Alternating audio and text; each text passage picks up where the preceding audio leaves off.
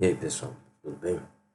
Vamos lá falar um pouquinho sobre circuito de comando, né, para MOSFETs e IGBTs, que são dois componentes bastante utilizados aí em eletrônica de potência.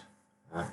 Então, em geral, esses dispositivos, né, esses semicondutores, vão precisar de um circuito de acionamento, né, principalmente se a gente for utilizar um microcontrolador ou um processador digital de sinal para fazer o comando dele, né? Então, se a gente tem uma programação lá no nosso microcontrolador, na saída do microcontrolador, eu vou gerar um PWM para comandar o meu MOSFET ou o meu IGBT, eu não vou fazer essa conexão direta, tá, da saída do controlador com o meu semicondutor de potência. Isso porque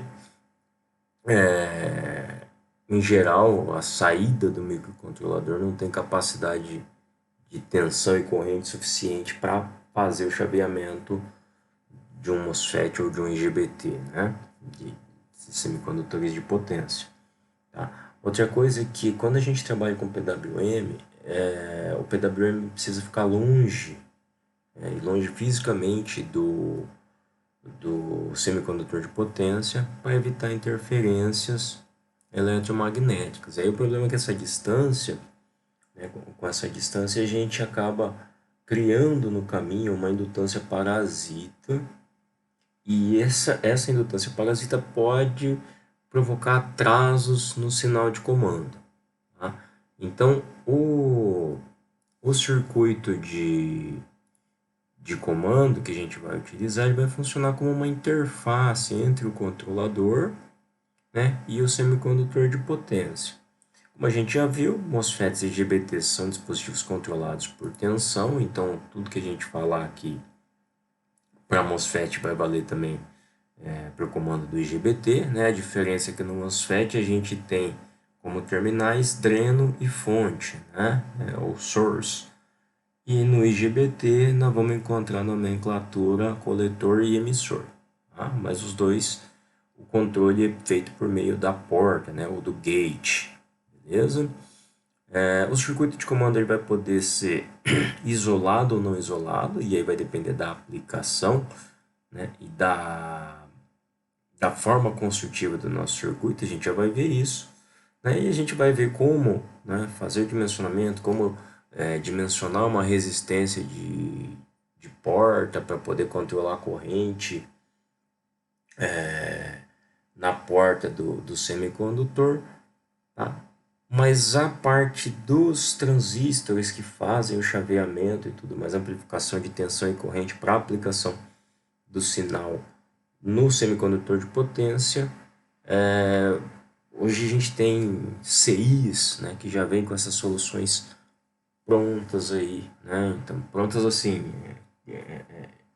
os bloquinhos que a gente vai ver daqui a pouco, já construídos dentro de um CI que a gente vai colocar entre o nosso controlador, né, o nosso microcontrolador e o nosso semicondutor de potência. Tá?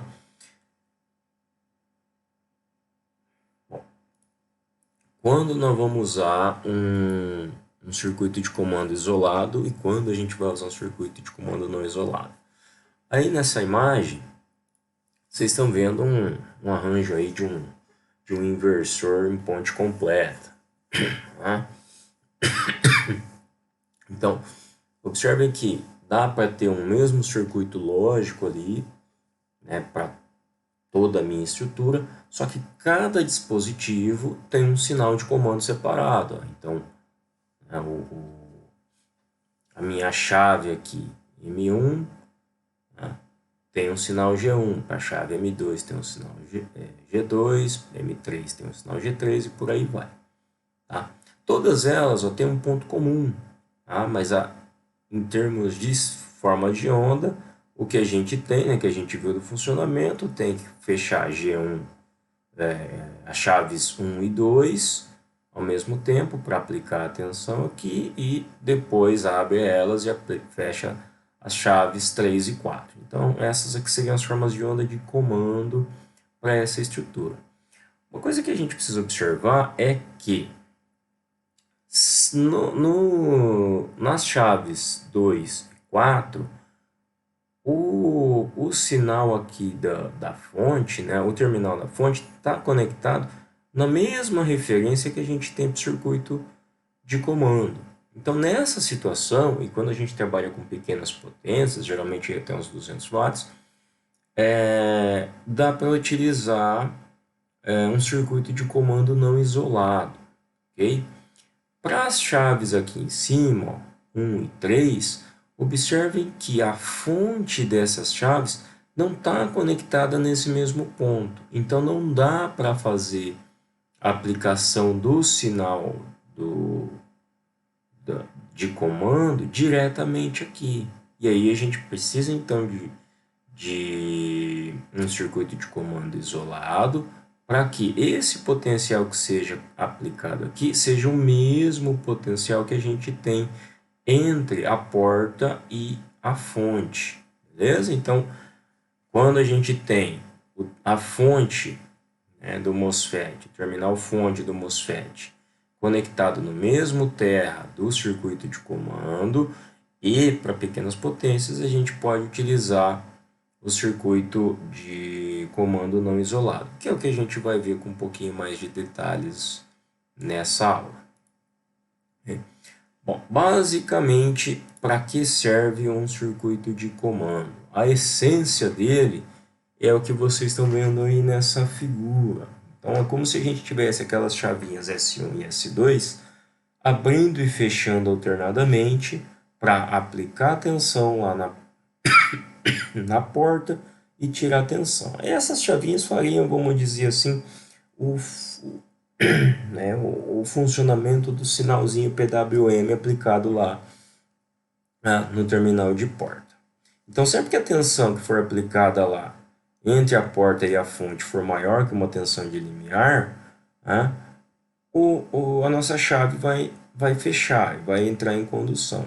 Quando a gente tira esse sinal, ela vai abrir. Tá? Então, essas chavinhas aqui seriam transistores de alta velocidade. Ou se a gente tem um PWM, né, o que esse PWM gerado lá no nosso microcontrolador vai controlar essas chavinhas aí.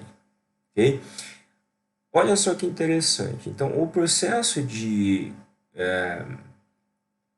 comandar a abertura e o fechamento do MOSFET, ele passa pelo processo de carga e descarga dessas capacitâncias CGD e CGS que vocês estão vendo aí. Então, CGD é a capacitância intrínseca, né? Então é interna do dispositivo.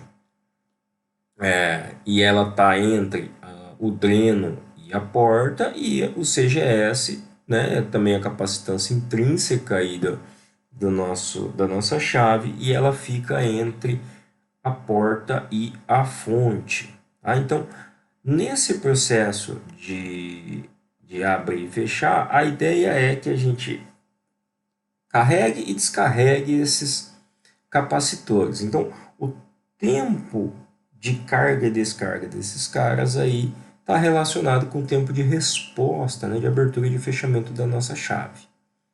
Beleza? Bom, então analisando o circuito aí, a gente tem que a corrente necessária para carregar a capacitância entre a porta e a fonte é dado por essa expressãozinha aí, ó, CGS, que é o valor da capacitância, multiplicado por VG, que é a tensão que a gente está aplicando lá na entrada daquele resistor RG, que é o resistor, a resistência de porta, que a gente já vai falar sobre ela, né, dividido por TR. O TR é o tempo de resposta aí da nossa chave, é o tempo de fechamento dela, ok? E a corrente que a gente tem na capacitância entre a porta e o dreno é dada ali por essa outra expressão, né? CGD, que multiplica VG mais VDS max dividido por TR. Aqui, o VDS max ele não é a tensão máxima da chave, tá? Do componente, Mas assim é a tensão máxima de bloqueio para a aplicação que a gente está colocando aí a nossa chave para trabalhar, beleza? Então, analisando o circuito, a gente vê aí que a corrente que tem aí na porta, né, a corrente IG, é a soma de IGD e IGS, e é dado então por essa expressãozinha que aparece aí, ok? A corrente de porta tá aí, né? Vai ser VG sobre TR, que multiplica CGS mais CGD vezes 1 mais VDS máximo sobre VG. Acontece que essas capacitâncias a gente nem sempre vai encontrar, aliás, a gente não encontra, né, nos datasheets com esse nome. Pô, mas então como é que a gente vai fazer para calcular IG, né? IG é a corrente que a gente precisa para colocar o MOSFET em condução, tá? Não vamos encontrar CGS e CGD, mas nos datasheets a gente vai encontrar essa informação como a capacitância entre porta e drena, que é a CGD, vai aparecer lá como CRSS, que é a capacitância de transferência reversa. E uma outra informação que a gente encontra nos datasheets é a capacitância de entrada, que é o CISS. Tá? E é a soma dessas duas capacitâncias. Então, com isso, partindo das expressões do slide anterior, a gente pode escrever aí, né, uma expressão para calcular a corrente necessária para colocar o MOSFET em condução. Bom, aparecem aí agora IG1 e IG-OFF. Por quê? Se vocês olharem, na primeira expressão, o tempo que está aí é TR. Na segunda expressão, TF. TR é o tempo de fechamento da chave, ou tempo de subida. Tá? E o TF é o tempo de abertura, o tempo de descida. Pode acontecer da gente ter tempos diferentes para o mesmo semicondutor. Significa que ele vai, para ele abrir e para ele fechar, são tempos diferentes. O processo de carga e descarga desses capacitores tem velocidades distintas. Quando isso acontece, a gente tem essas duas expressõezinhas aí para separar o que é a corrente necessária para colocar o MOSFET em condução e qual que é a corrente necessária para fazer a abertura da chave. Beleza? Observa que a única coisa que muda aí é justamente o tempo. Se vocês pegarem lá da datasheet e aparecer TR e TF com o mesmo valor, não tem que calcular valores diferentes aí de corrente. Tá? Qual é o problema que isso vai trazer para a gente? Quando os tempos são diferentes, aliás, vamos lá. Quando os tempos são iguais, né, de subida e de descida, é uma corrente só, então nós vamos ter uma única resistência de porta. Ok? Se os tempos de subida e de descida são diferentes, a gente precisa de um outro esqueminha aí, que é o que aparece aqui. Então, sempre que eu tiver o tempo de subida e descida igual, tá lá esse primeiro esquema que está na figura A, que eu defino lá um valor para a resistência de porta, o RG, né? E pronto, a corrente que passa por aí, tanto na abertura quanto no fechamento, vai ser a mesma. Se não, se eu preciso de correntes diferentes para fechar a minha chave, para abrir a minha chave, eu preciso desse esqueminha B ou desse esqueminha C que aparece aí. Então, observe que entre o circuito de comando e a porta do meu semicondutor, eu posso ter necessidade de ter duas resistências. Uma resistência que vai permitir ligar e outra resistência que vai permitir desligar. Aparecem aí nessa figura B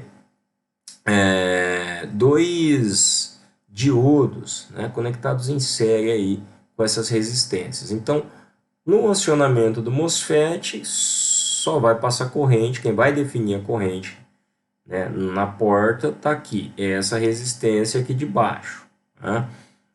Na abertura da chave, quem vai definir a corrente na porta é essa resistência RG off aqui. Tá? Então, por isso esses diodinhos. É importante que, quando se for construir esse esquema da figura B, se utilizem diodos aí de chaveamento rápido, tá? Para não acontecer problemas na comutação. Então, uma recomendação que se tem é para que se utilize aí diodos do tipo Scott, ok? E o último esqueminha que o último esqueminha que aparece aqui na figura C, né, tem uma resistência ON, que é quem vai definir aqui, ó, a corrente durante o fechamento na chave. E essa R' que aparece aí, observa que é um R' porque na abertura da chave, a resistência que vai definir a corrente na porta é o paralelo dessas duas aí. Observa que o RG1 vai estar presente também na abertura. Então a gente precisa de mencionar esse R' de forma que na abertura a resistência equivalente dessas duas que estão em paralelo aí seja igual ao RG off que a gente realmente precisa. Beleza? Aparece aqui nas expressões ó, que o valor da resistência é VG sobre IG menos a resistência interna do semicondutor.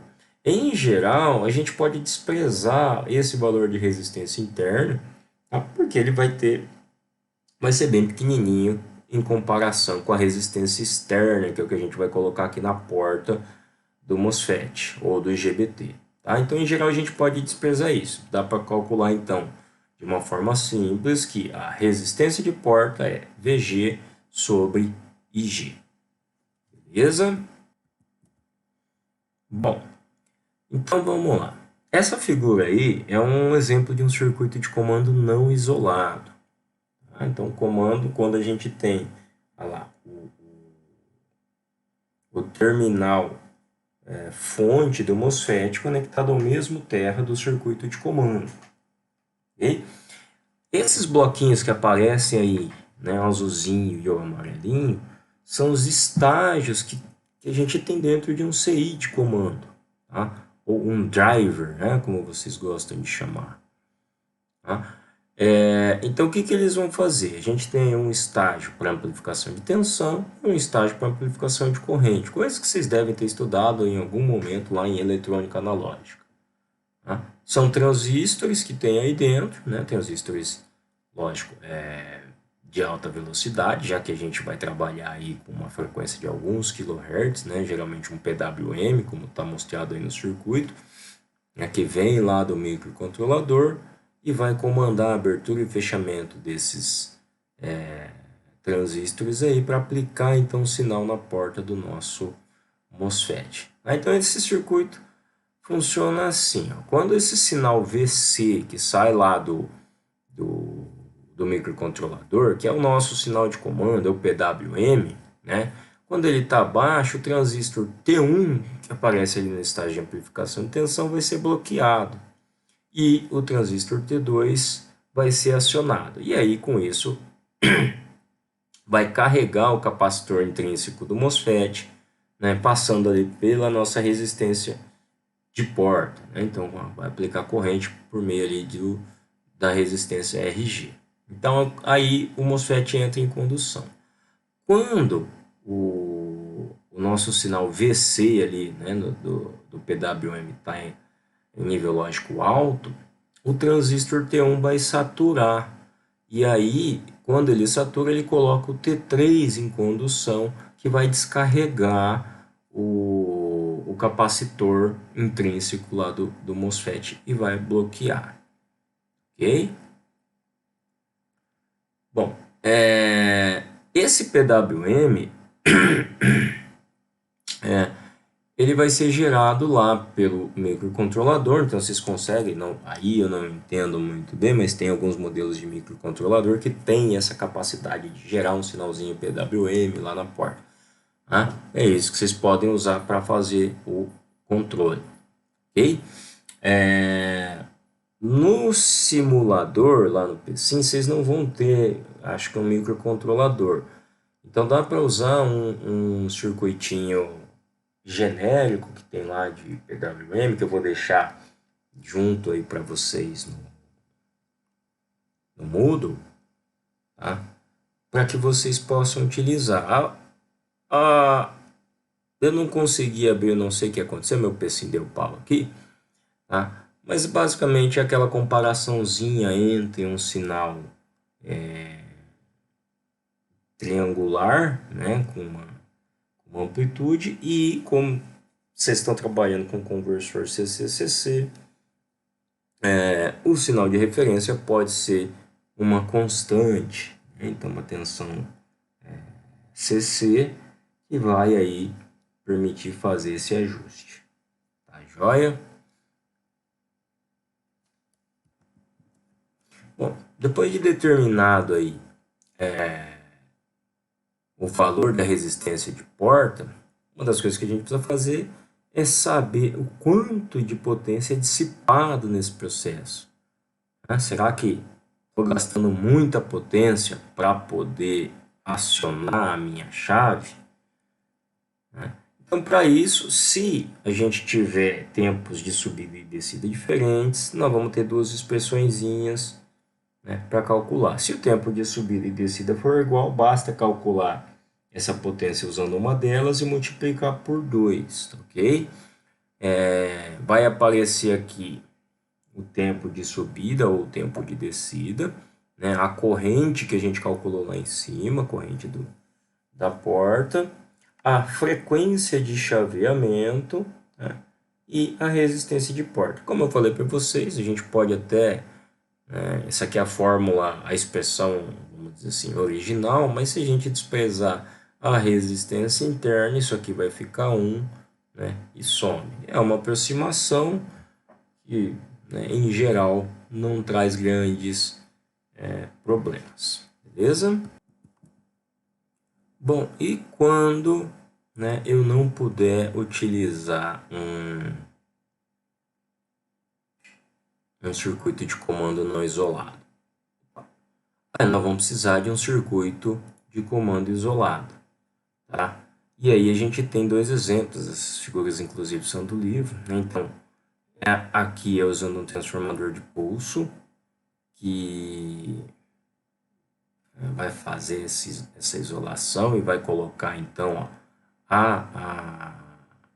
a referência do comando no mesmo nível aqui do terminal fonte, né? Ou usar um optoacoplador, que aí nós vamos montar toda essa lógica, então todo esse circuitinho aqui, né? E aí a gente aplica isso, tá? No circuitinho lá por meio de um optoacoplador. Beleza? Quando vocês chegarem aqui, que vocês fizerem o dimensionamento da corrente de gatilho, vocês vão ver que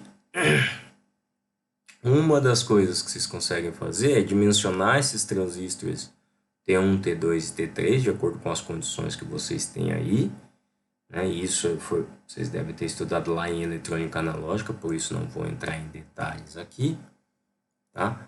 Ou, se preferirem, né, de repente a eletrônica analógica ficou um pouco para trás aí e apagou da memória, né? Se preferirem, o que vocês precisam dimensionar aqui, né, de acordo com o modelo de transistor de potência que vocês estão utilizando, é a corrente que vai ter na porta e a resistência ou as resistências de porta, tá? Lógico que isso vai depender, por exemplo, da frequência de chaveamento que vocês vão usar, né? Então isso precisa estar especificado. tá? Mas aí, todo esse bloquinho aqui, vocês podem especificar um CI para fazer esse papel. O que é importante? Que esse CI tenha compatibilidade tanto com o sinal PWM que vocês vão usar comando, quanto com tensão e corrente que vocês pretendem aplicar aqui na porta do semicondutor. Beleza?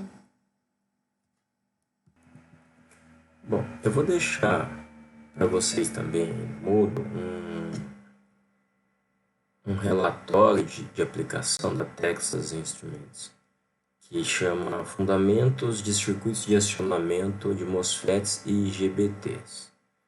Apesar do nome ser Fundamentos, o negócio tem umas 50 páginas, 40 e poucas páginas, mas é basicamente isso que eu expliquei para vocês, lógico que com um pouco bastante mais de detalhes, mas que pode servir como uma fonte de referência para vocês. Tá bem? É isso, bons estudos e até mais.